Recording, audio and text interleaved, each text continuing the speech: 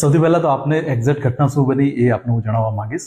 બાલાસિનોર તાલુકાના એક ગામમાં 20મી જાન્યુઆરીના રાત્રિના રોજ એક ચોરી થાય છે. માતાજીનું મંદિર છે, ત્યાં એમના ચરણ પાદુકા, જે ચાંદીના ચરણ પાદુકા છે, જેની અંદાજિત વજન 400 ગ્રામ જેટલું હતું, એની ચોરી થઈ હતી.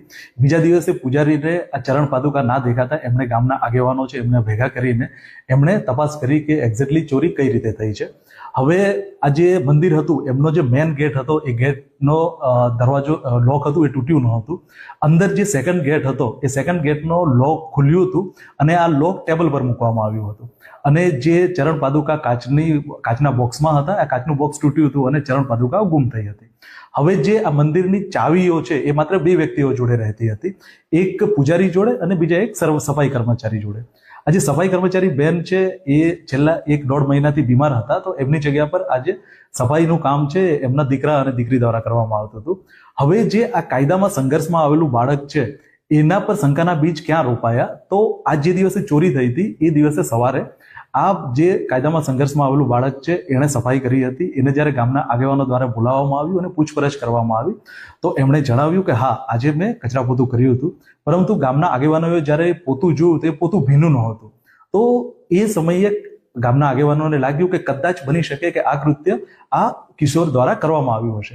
આ ઘટનાની જાણ બાલાસિનોર તાલુકા પોલીસ સ્ટેશનમાં થતા બાલાસિનોર તાલુકા પોલીસ સ્ટેશન દ્વારા એમના પિતાને એક નોટિસ આપવામાં આવી હતી અને પોલીસ સ્ટેશન હાજર રહેવા માટે જણાવવામાં આવ્યું હતું. જે દિવસ 29 તારીખે એમના મધર ફાધર પોલીસ સ્ટેશન આવ્યા છે અને એમણે જણાવ્યું કે આજે કાયદાના સંઘર્ષમાં આવેલું બાળક છે એની પરીક્ષા છે, તો બપોર પછી અમે એમને રજૂ કરશું. તો પોલીસે એમની આ જે રિક્વેસ્ટ હતી એને માન્ય રાખીને સાંજના સમયે એ એમના સંબંધી જોડે પોલીસ સ્ટેશન આવે છે. ત્યારબાદ એમની પૂછપરછ થાય છે. આ બાળક છે, આ કાયદાના સંઘર્ષમાં આવેલું બાળક છે, એ ઘરે પહોંચી જાય છે 29 તારીખે.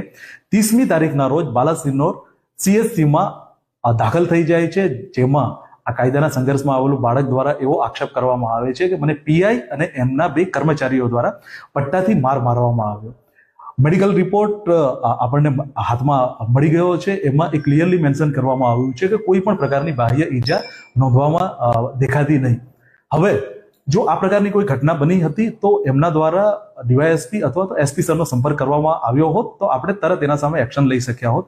એ એમણે પગલું ના ભરીને એમણે સોશિયલ મીડિયા પર અર્ધસત્ય વાયરલ કર્યું હતું, જેના ભાગરૂપે જિલ્લા પોલીસ વડાએ આ ઘટનાની ગંભીરતાને ધ્યાનમાં રાખીને તાત્કાલિક આની તપાસ DYSP SC/ST સેલને આપી દીધી હતી કે જેથી આ ઘટનામાં કોઈ જવાબદાર અધિકારી કે કર્મચારીઓ હોય તો એમના વિરુદ્ધ પગલાં લઈ શકાય.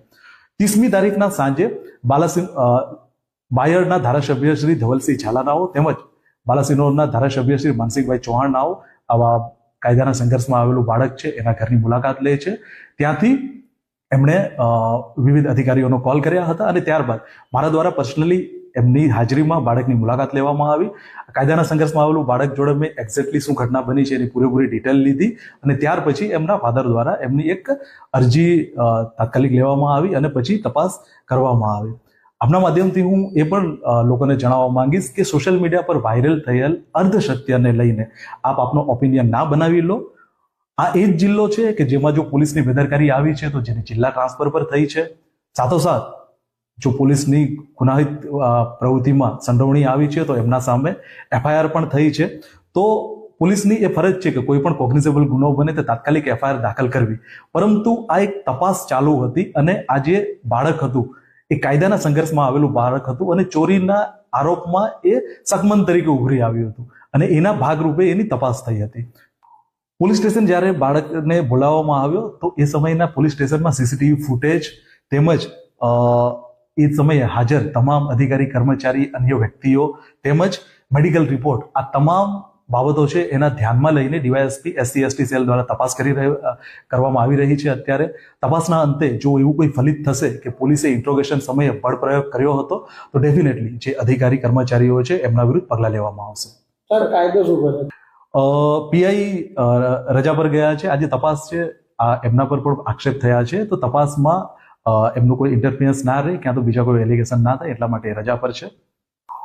પોલીસ દ્વારા જે ધારાસભ્યશ્રીઓ હતા એમની રજૂઆત હતી કે તાત્કાલિક ધોરણે એમના સામે FIR દાખલ કરવામાં આવે, પરંતુ એક બાજુ તપાસ ચાલુ હતી DYSP SC/ST સેલ દ્વારા. તપાસના અંતે જો કોઈ પણ મતલબ બેદરકારી દેખાશે તો એમના સામે FIR પણ દાખલ કરવામાં આવશે, સાથોસાથ એમના વિરુદ્ધ ખાતાકીય તપાસ પણ હાથ ધરવામાં આવશે.